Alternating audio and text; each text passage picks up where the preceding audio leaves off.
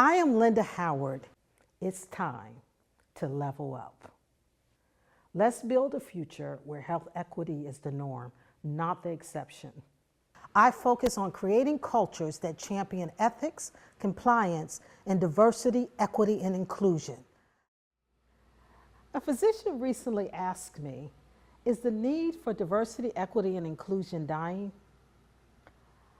I want to pose this question to you all. Are certain communities still prematurely dying as a result of health inequities? Before we explore health equity, let me share a little bit about my background. As an attorney and healthcare compliance officer, I worked for managed care organizations, large health systems, accountable care organizations, and patient assistance copay funds. My work as a DEI consultant focused on fostering cultures that champion diversity, equity, and inclusion. This diverse experience grounds my insight into the challenges and solutions in healthcare equity. Often, the quality of a person's healthcare depends on the color of their skin or where they lived, and that should not be. The healthcare landscape you navigate is highly regulated. Evolving medical guidelines, constrained patient interaction time, and challenging insurance protocols. Despite these complexities, your role is pivotal in promoting health equity. Each patient interaction is an opportunity for you to impact significantly within this challenging framework. My engagement with health equity is deeply personal. At 8, I watched my father battle kidney failure due to untreated hypertension, a common issue among African Americans who are 3 to 4 times more likely to reach end-stage renal disease than whites. My father died at the age of 52. Lack of health equity means people don't get the care that they need to live productive lives.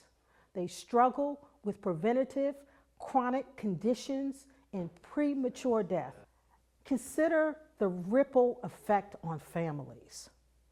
My family's financial stability was shattered when my mother left her job to care for my father, impacting our future significantly.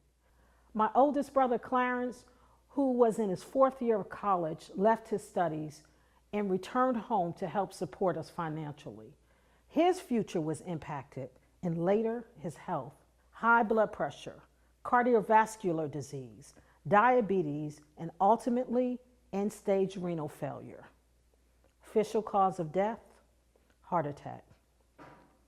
My sister Geraldine's lung cancer was initially misdiagnosed as allergies and then pneumonia. It was correctly diagnosed at the stage 4 in both lungs. She died at the age of 55. My brother Hussein, the warning signs were there, but was it his lack of trust in the healthcare system, or was it access to care that caused his sudden heart attack that abruptly ended his life at the age of 62?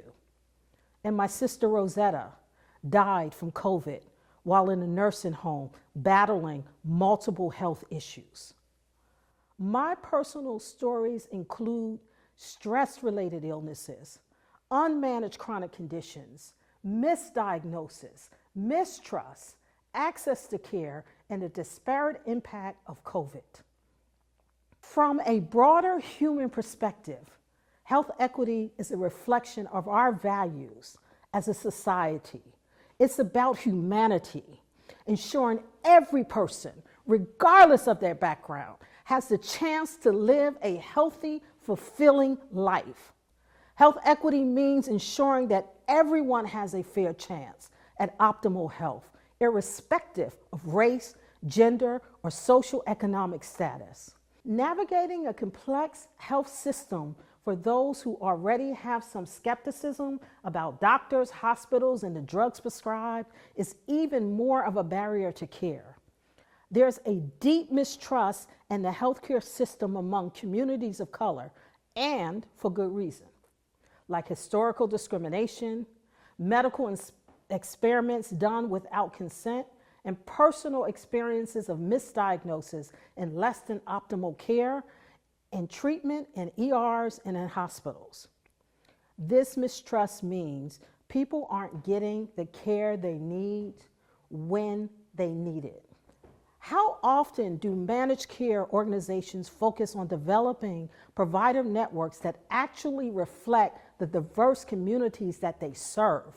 The result of not having a culturally diverse and competent network means no preventive screening, medication noncompliance, misdiagnosis, and ineffective or misunderstood treatment plans. Health literacy is about making sure people can find, understand, and use information to make health decisions. A treatment plan misunderstood can be worse than no treatment plan at all. We need to ask ourselves tough questions. Are we truly fulfilling our mission if we are not providing equitable care? Are we billing for services that we don't adequately provide? This calls into question the integrity of our healthcare services. One study published in the Journal of Healthcare for Poor and Underserved found that patient-centered communication education led to a 50% decrease in patient-reported discrimination and a 29% improvement in adherence to prescription therapies. Another report by the Commonwealth Fund highlighted that hospitals which implemented culturally competent education saw readmission rates drop by up to 15%. In response to these challenges, I offered tailored services to enhance your ability to deliver equitable care. First, whole patient-centered care. Improve integration of patients' diverse background into care plans. 2, effective communication tools. Enhance understanding across language and cultural barriers. 3, build trust. Develop strategies to overcome historical mistrust in healthcare. And 4, navigational expertise. Streamline complex administrative processes to focus more on patient care. Every step we take towards equity is a step towards a healthier society for everyone. Let's build a future where health equity is the norm, not the exception. It's time to level up. I've developed multicultural and anti-bias courses, served on the DEI advisory board for a major HR organization, and helped people like you develop personal and global competencies for mission-driven work.